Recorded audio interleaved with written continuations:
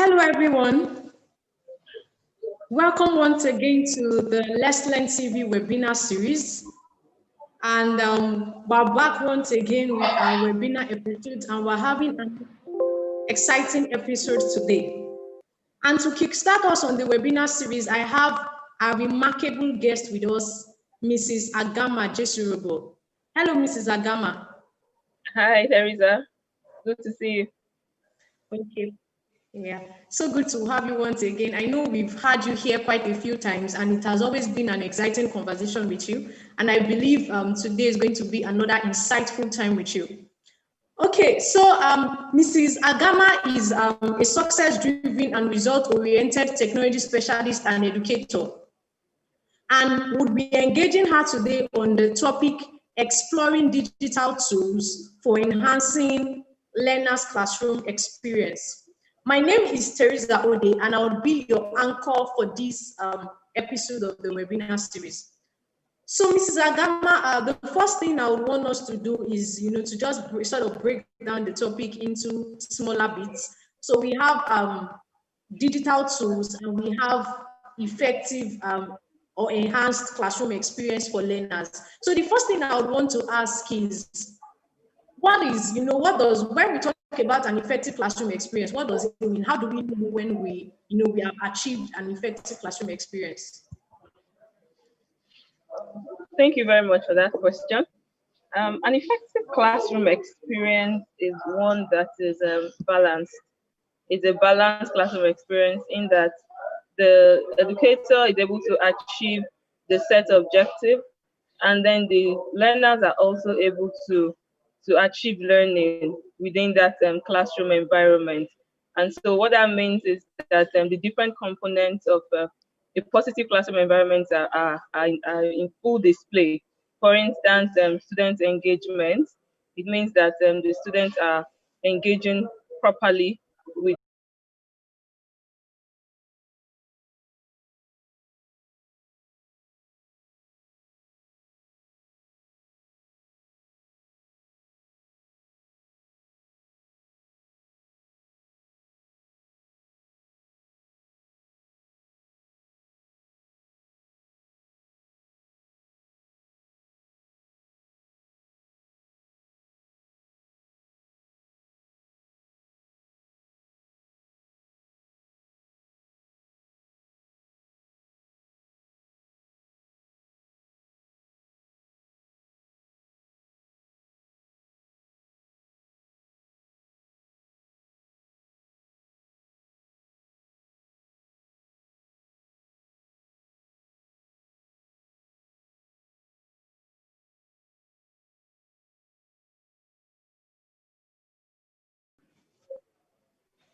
Okay, we really apologize for the internet issue we just had.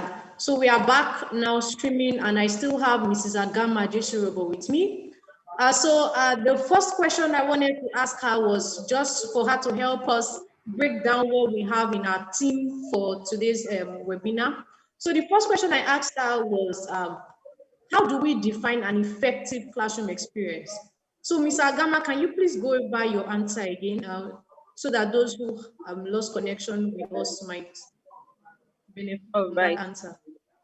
So, like I said, an effective classroom experience is one that is more student-centered than the educator-centered. It's balanced in that the educator is able to achieve the set objectives for that classroom, and also the learners are also able to achieve learning. And what this means is that the students feel like they belong in that classroom, they are welcome. What it means is that their ideas, they are open to sharing their ideas. It also means that they engage with their materials, and they are also included in the learning process. Okay, so if designing the course materials, it's not, he or she is not designing based on just what he wants to achieve, but also putting in mind that the kind of learners that are in that classroom. For instance, if you have a class of students where we have a mix of hearing impaired children or children who are dyslexic, for that classroom experience to be effective, it means that the educator must put all that into consideration while designing things. So, an effective learning environment or an effective classroom experience, it has to be balanced, it has to be inclusive, and then it also has to ensure that it is more student centered than teacher centered. Wow. Thank you so much, Ms. Agama, for that answer. So I picked from that particular class, of more priority. So getting them to maximize that lesson is very critical, whilst the educator still achieves his or her set objective.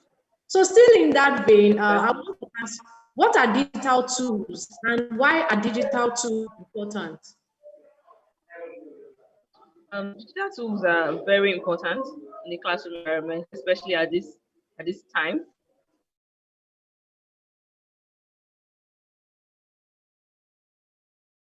Aids that are used for teaching and learning.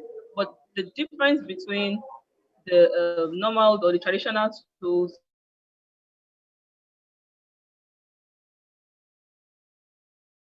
with the different advantages that technology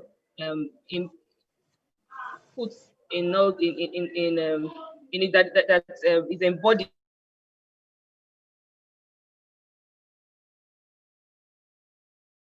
tools coming advantages or comparing the advantages that digital technology provides. And so these tools are very important. If you look at where we are today, talking about school closure, learning continued for a lot of schools, but at the same time, we have millions of children who attend public schools that were not able to continue learning because they did not have access to these digital tools. So digital tools are in teaching and learning because it affords them the benefits of time. It affords them the benefits of self-paced learning.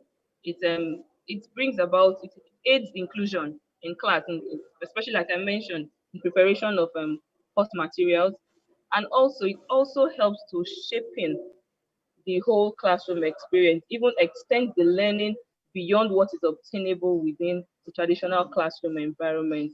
And so it just enriches.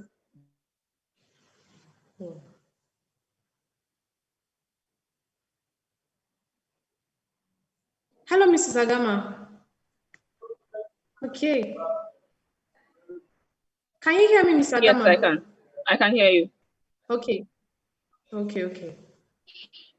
Okay, so one of the things I pick more effectiveness as against just using traditional tools. Yes, So it sort of means that digital tools can amplify the effort of the educator, exactly. right? And make the effort, whatever little effort that the educator puts in here and there can be amplified using digital tools. Yes.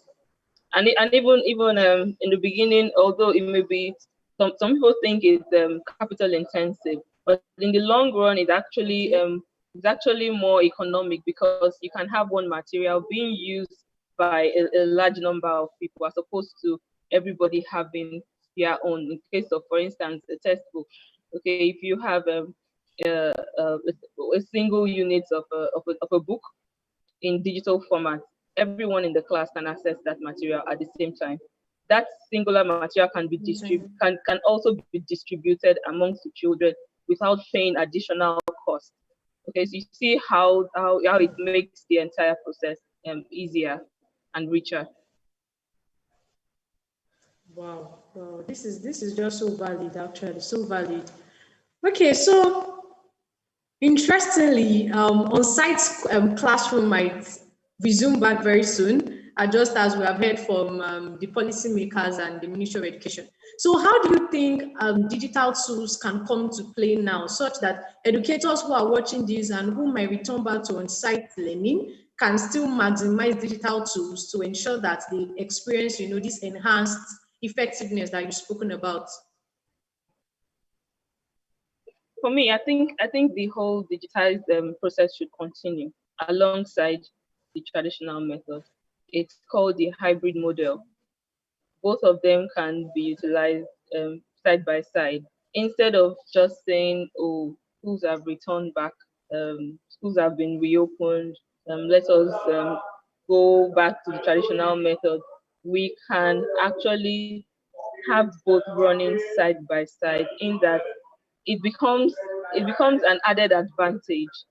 Children go to school, and then they also have their materials to work with in soft copy. And not just that, flipping the classroom has been known to have great advantages on the children, on students learning. They call it the flipped approach. What this means is that instead of the normal method where a teacher goes to class with the notes for the day, you can actually have the teacher sending materials to children before the class commences. The students can engage with this learning materials or this course materials, and then when they get to class, it's time for them to discuss. It's time for the student to ask questions, and then which the educator can answer. Which I think it's a great way to approaching learning for children, or for learners actually, and it's welcome all over the world. Globally, it's an approach that has flipped classroom. And going back to the traditional, or schools reopening, does not mean that educators should drop the digital model. They should actually use it side by side with the traditional model to enhance the learning of students.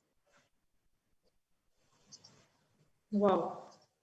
I think this point you just made is so important because, the pandemic has forced a lot of people, especially educators, to start to, explore digital tools that previously they may not have thought about. And just as you Yeah, said, it's very, very critical that we don't throw this method away because now we're resuming back to on-site school. Because I know some educators might have felt like, oh, this is just too stressful. I know the fact that they had to learn how to use certain tools that they may not have been using before. yeah, And this may just be an opportunity for them to be like, okay, we're done with this. But just as you said, I think it's so important because even aside from the fact that it can enhance their classroom effectiveness, what if we have a situation like this in the future? We don't want to be in that space where it just looks like we're caught well, unawares. exactly. So it's important that I think the hybrid model is adopted, instead of just dropping the digital and then going back to normal. It's actually the yes. lockdown, the school closure has actually been it actually made it more urgent for schools to adopt technology, Yeah. Yes. and I think we're the better for it. True. I totally agree with you actually. This pandemic has forced so many people to start to think differently about technology, start to think about Yeah, how, their businesses or whatever it is they do can, leverage technology to keep them in business. Okay, so exactly. So another instead thing you of looking at the mentioned, negative, okay, so instead of looking yes. at the negative aspect of digital technology, like why should I hand a smartphone to my child, we're beginning to see the positive aspects of it, that my child can actually be learning what a child in Finland or in America is learning, just because they have digital device in their hand and they are connected to the internet, so they can get knowledge or resource that is globally competitive. Education such that we can start to reduce disparity between what we're being taught here in Nigeria and other What's parts of the world. obtainable in order, yes, Yes, exactly. true. Another thing you mentioned that I feel is so important that we note is the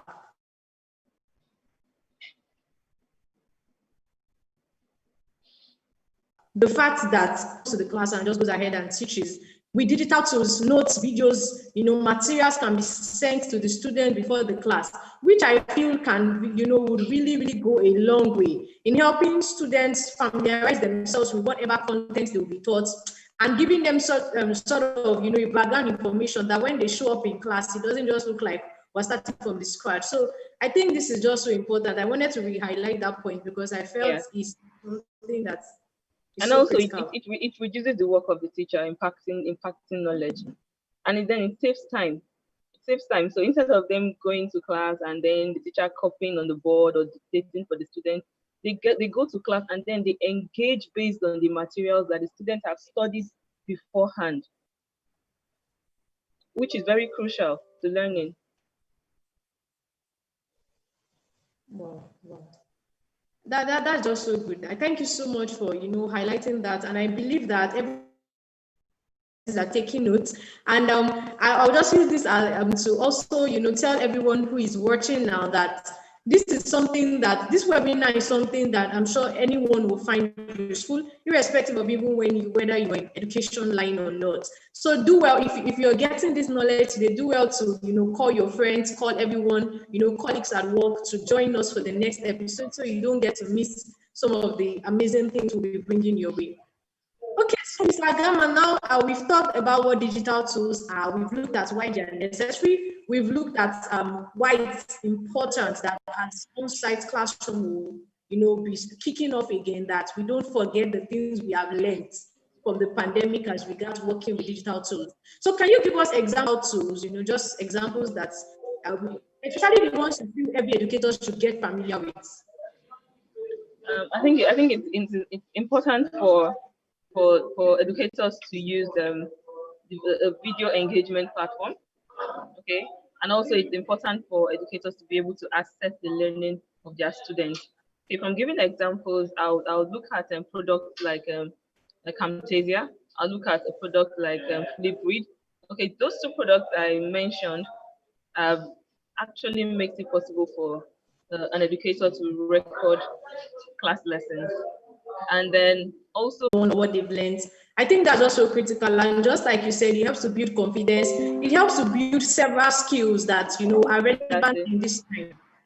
yeah. In the past, most of our means of education just sort of streamlines you, and you're unable to be able to articulate yourself properly in public, make a presentation and all of that. So having to do this kind of things regularly, submitting video assignment and all of that, will literally force the student or the learners to be able to put what they want to say into few words, learn how to speak and all of that. So I think it's just so important.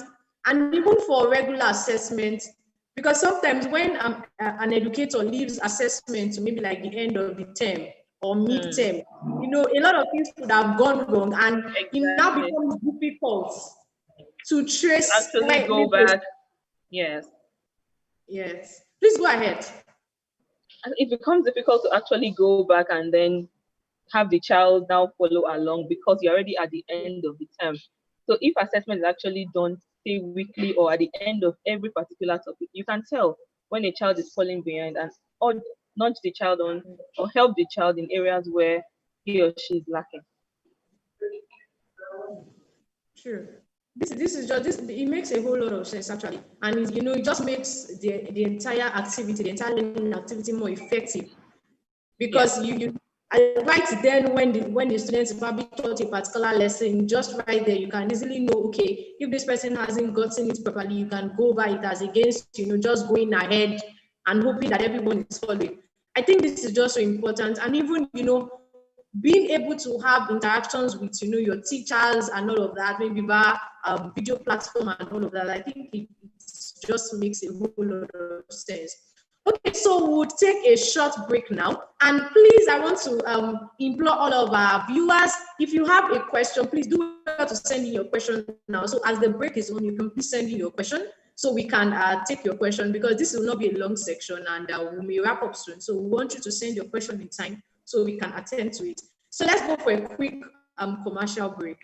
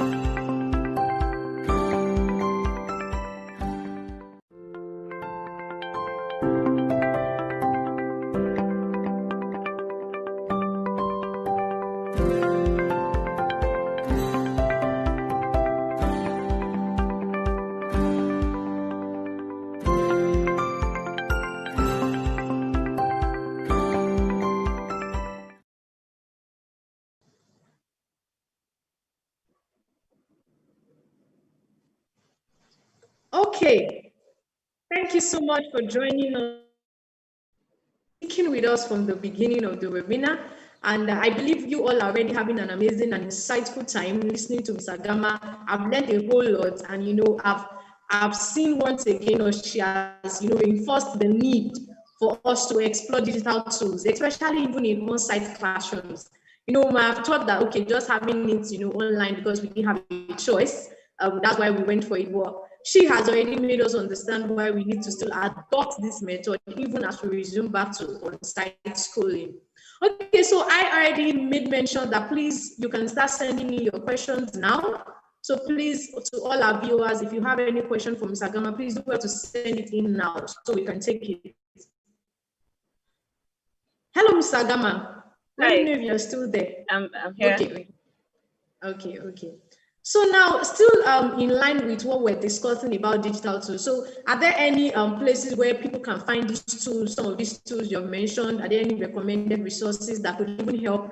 Because I believe some educators might still be struggling with being able to use these tools effectively. So where can some of these tools be found? Where can they also find resources that can help them navigate these tools? Most of these tools are readily available online.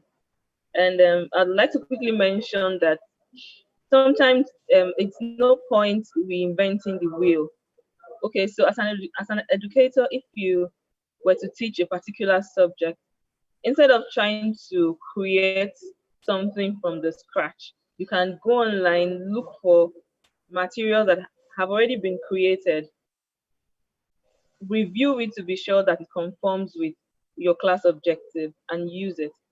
And that will save you a lot of time and then save you a lot of trouble. Okay, so for instance, if you go on YouTube, there are loads and loads of video tutorials that you can get. Now, if there becomes a need to customize it to suit your classroom, then you have no choice but to do that. But ordinarily, say you're teaching, say programming, and for instance, the Brainiacs YouTube channel posts a lot of videos on programming. You can actually go on the platform to get videos that you can use for your classroom. Okay, if you are teaching, say, arithmetic or mathematics, there are sites where you can get workbooks that you can use for your classroom, which actually extends beyond what is obtainable in our local textbooks here. So majority of the resources that are needed, majority of the digital tools that are needed are available online. Some you'll get for free and others you'd have to pay. So that you don't have to go far to get those materials, to get digital tools for your classroom. Wow. I think this is making these points is just so important because we need to always remember that Google is our friend. If there's any question at any time, you can always just go online, search for materials. And just as Ms. Agama has said, searching for videos, video tutorials, and all of that on YouTube. And what you started with, I mean, is just so profound for me when you said that you don't have to try to create something from the scratch. There's definitely whatever it is you want to teach at this time, at least somebody has taught it, somebody has done something on it. And so you can just, go ahead, check for it and, upgrade it to your own standard or, just improve on it and all. I think this is just so important because if we sit in our own small corners and we try to just do things the way we think they should be done, we might miss out on many other perspectives to what we are doing that can, improve how easily our learners can grasp whatever it is we want to teach them. I think that's also important because you also mentioned the fact that there are things you'll find on the internet that you may not find in your local textbook. So that leverage of seeing what other people have done from other parts of the world just gives us a broader perspective to whatever it is we're doing. And I think that's just important. Thank you for making mention of that. You're welcome. Okay, so please, if you have questions, let's send in our questions because we'll be wrapping up very soon. So, Ms. Agama, my final question for you is, are there any recommendations you have? I still want us to touch a little bit more on people who will be going back to on-site school, people will be resuming back to on-site classroom. Are there other recommendations of things they can take note of, things that they should, start to practice, things that we can start to do differently? Because I believe that at least one or two or three or four persons are here who are educators who can, begin to do things differently. And that's where we start to create a change. So what are the things you may want to, if you want to just give an advice to anyone who's returning back to on-site school, what are the things you want them to take note of? For educators, I would say take the lessons with you. Okay, take the lessons you have learned from teaching during the lockdown with you to the classroom. Don't drop them. They are valid, and use them to shaping the experience in your different classrooms. Secondly, be more student centered. Students are just returning back from their various homes after over 4 months. You're going to see new things. They are not going to return the same way they left. Be more student centered. Embrace empathy. The classroom is very important. You, as an educator, you need to embrace empathy. Get to know them. Get to know what new things they have learned. Get to know what new things they have learned that they need to unlearn. Those are very, very, very important. Those are very, very important. And also, don't quit on the digital model. Use it side by side with your traditional method of course delivery. Like I said before, be more student centered. It is very important. The learners are the reason why educators are in the classroom.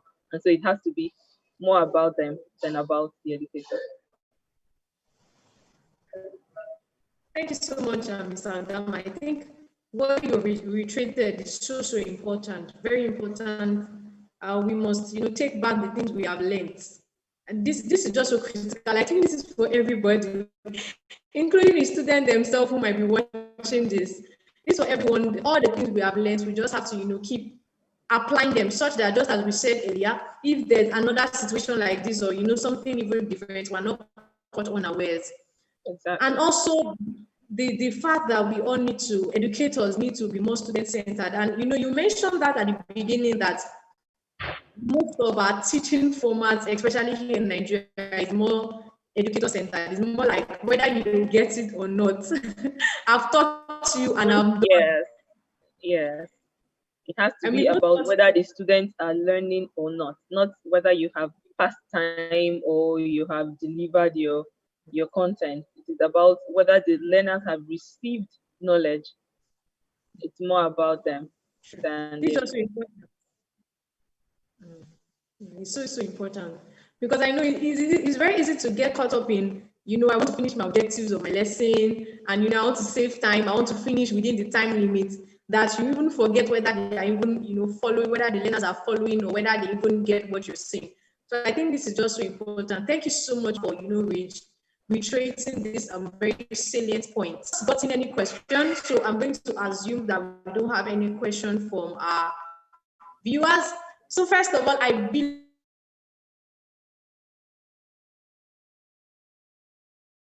you here several times, and every single time it has always been an insightful section.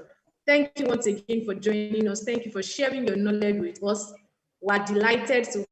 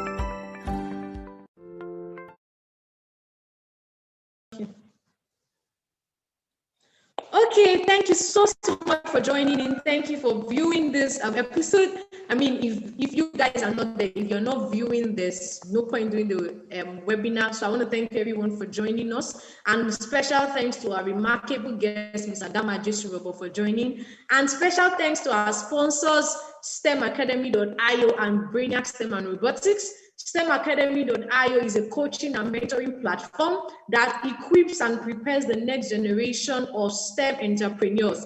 More details about how you can be a part of STEMacademy.io will come to you. That's why you should please subscribe to Let's Learn TV.